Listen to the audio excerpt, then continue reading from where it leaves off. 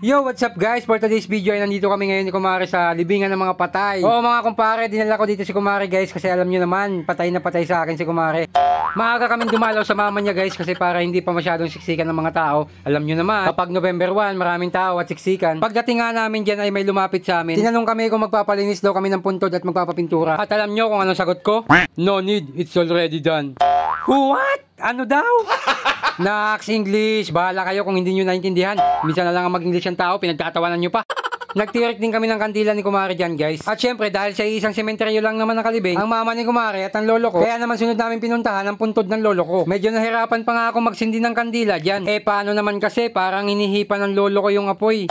Naku, minumulto yata ako ni lolo. Paano naman kasi ngayon lang ako ulit nakadalaw sa kanya. At sa wakas, naitirik ko na din yung kandila. Kapag ganitong malapit na ang undas guys, ay marami kang makikitang nagtatrabaho sa sementeryo. Isa kasi ito sa hanap buhay nila tuwing undas. Bumili na pala kami ni Kumare ng ulam dito sa Kalilayan. Shoutout nga pala kay Boss Jan TV Vlog at kay Wilbert Boy Kulot. At syempre bago umuwi, kumain muna kami ni Kumare dito sa Pritong Manok. Dito lang yan sa Diet Medical Plaza sa katabi ng Palawan at sa tapat ng Provincial Hospital. Nag-order na ako dyan mga kumpare. Syempre leg part ng kay Kumare, paborito niya kasi yan. Ginawa ko ng dalawa yung kanin ko kasi gutom na talaga ako dyan. Kakilala ko rin pala yung tindera dyan, kaya sabi ko kaway siya sa camera. Kumaway naman siya at tumawa. Pinoy Prito pala ang pangalan nila guys. Akala ko Pritong Manok. Yun kasi ang una kong nakita sa karatula nila. At eto na nga guys, lumabas na yung order natin. Nilinisan ko muna pala yung ibabaw ng table namin. Hindi kasi niligpit nung huling kumain. Sulit naman talaga dito sa Pinoy Prito. 55 pesos lang, may chicken ka na, may rice ka pa, at may gravy ka pa. Nag-start na kaming kumain ni Kumare dyan. Shoutout nga pala kay kuya, nakasabay namin kumain. May nakita akong chicken oil, kaya nilagyan ko yung kanin ko. After 10 years, ngayon na naman lang ulit kami nakapag-date ni Kumare. At dahil sa inyo yun mga kumare at mga kumpare. Dahil sa pag-share at panonood nyo ng mga video namin ni Kumare. Kaya gusto kong sabihin sa inyo guys na maraming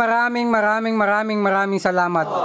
Salamat sa walang sawa ninyong pagsuporta sa amin ni Kumare, mga kumpare at mga kumare. Habang kumakain kami ni Kumare, gusto ko lang i-shoutout ang Gold Delight Ice Cream dyan sa Talisay, Camarines Norte. Sa tapat lang yan guys ng 7-Eleven. At syempre, shoutout sa RC Sticker Shop. Sa mga gusto magpagawa ng sticker, tarpaulin, printing ng damit at decal sa motor, mag-message lang kayo dito sa kanilang Facebook page. At syempre, gusto ko din magpasalamat kay Boss Ian Panotes, JR Vlogs, RC Sticker Shop, Jake Molino, Tita Lina Pabricante, at kay Sheila Rubio. Salamat sa inyo at alam nyo na kung para saan yan. At natapos na nga kaming kumain ni Kumare, mga kumpare at mga kumare. Kaya uuwi na kami guys. Maraming salamat sa pagkain na masarap. Pinoy Prito. Dito lang yan sa Diet Medical Plaza sa katabi ng Palawan sa tapat ng Provincial Hospital. At yun, naglalakad na kami pauwi ni Kumare guys. Maraming salamat sa panonood ninyo. Sana nagustuhan nyo ang video na to. Kung nagustuhan nyo ang video na to, huwag nyo kalimutan mag-like, comment at mag-share. Maraming salamat. Peace out.